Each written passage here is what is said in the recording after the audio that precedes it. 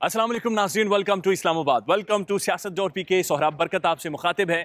इस वक्त मैं नादरा हेड ऑफिस में मौजूद हूँ और नादरा की जानिब से एक ऐसी डेवलपमेंट की गई है, एक ऐसी अचीवमेंट, एक ऐसा मैकेनिज्म लाया है जो पूरी दुनिया में इस वक्त कहीं पर भी नहीं है। पाकिस्तान वो पहला कंट्री बना है जिसने शनाख्ती कार्ड को डिजिटलाइज कर दिया। ये सारा मामला क्या है, तफसीलात क्या हैं, ये डिटेल्स क्या हैं, ये आपके सामने रखते हैं और साथ साथ चेयरमैन नादरा से आपकी मुलाकात करवाते हैं। वो खुद आपको बताएंगे कि अब शनाख्ती कार्ड बनवाने के लिए आपको NADRA head office, NADRA office से जाने की ज़रूरत नहीं है। आप अपने घर में बैठें, अपने बिस्तर पर बैठे रहें और वहाँ से होकर आप कैसे शनाख्ती कार्ड बनवा सकते हैं, इसके लिए चलते हैं और नादरा चेयरमैन से मुलाकात करते हैं।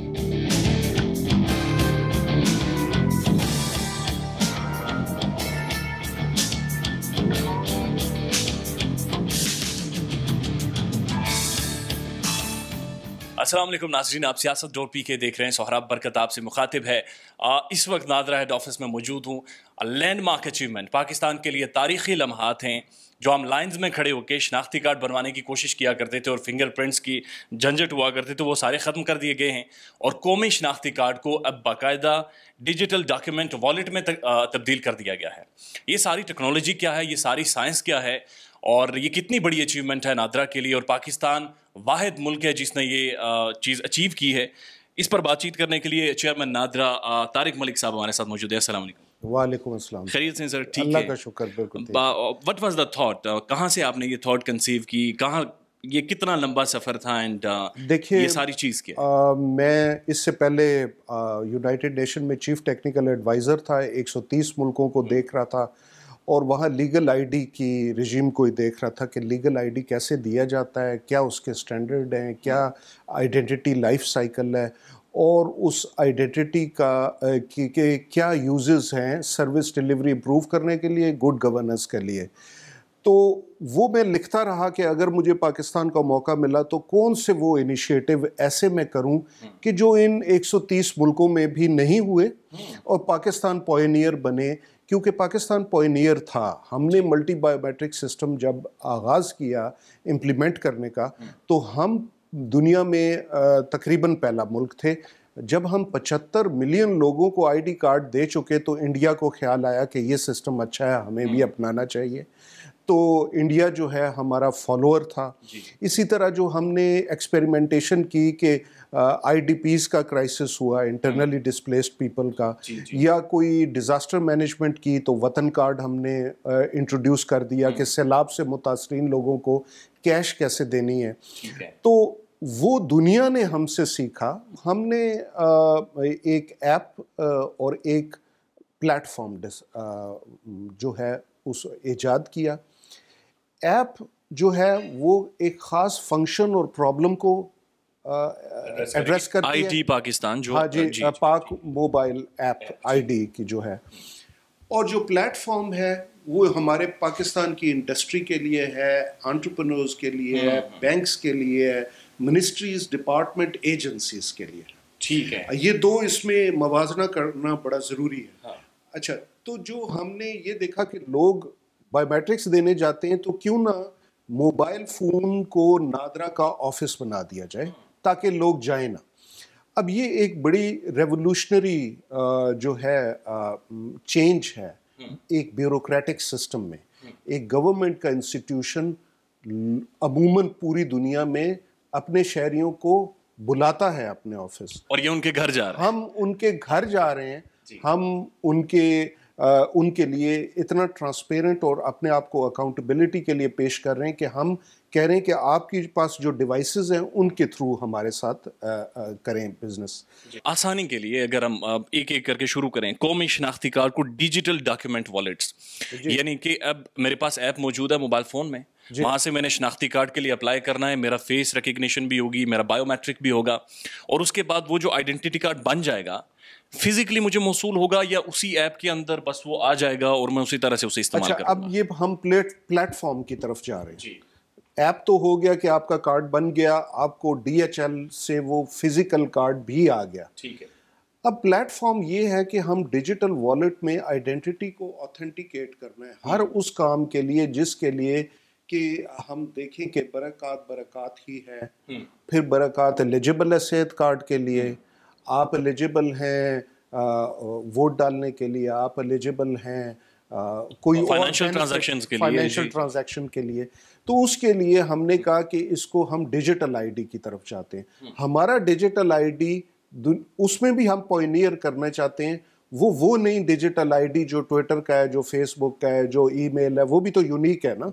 اور کئی دنیا سیلف ساورن آئی ڈی کی طرف جا رہی ہے کہ میں ہوں تو میں اپنا آئی ڈی بناؤں، جیسے WeChat we are experiencing in China. ہاں جی. اور بلاک چین ٹیکنالوجی ہے. ہمارا ڈیجیٹل آئی ڈی کا کانسیپٹ ہے کہ وہی ڈاکومنٹ جو حکومت نے آپ کو دیا ہے وہ ڈیجیٹل والیٹ میں ڈیجیٹل فارم پہ چلا جائے، اور جب آپ اپلائی کریں تو آپ کو فوراً آپ کے فون پہ آ جائے. اب یہ آپ کی مرضی، آپ نے فون پہ بھی لے لیں اور جہاں ویژول انسپیکشن چاہیے وہاں وہ بھی دکھا دیں. تو ہم نے وہ پروڈکٹس، پہلا جو ایپ تیار کی اس پہ 75,000 پاکستانی سمندر پاکستانیوں نے 150 دنوں میں سکسیسفلی اپنے آپ کو ایجوکیٹ کر لیا اور کارڈ بنوائے.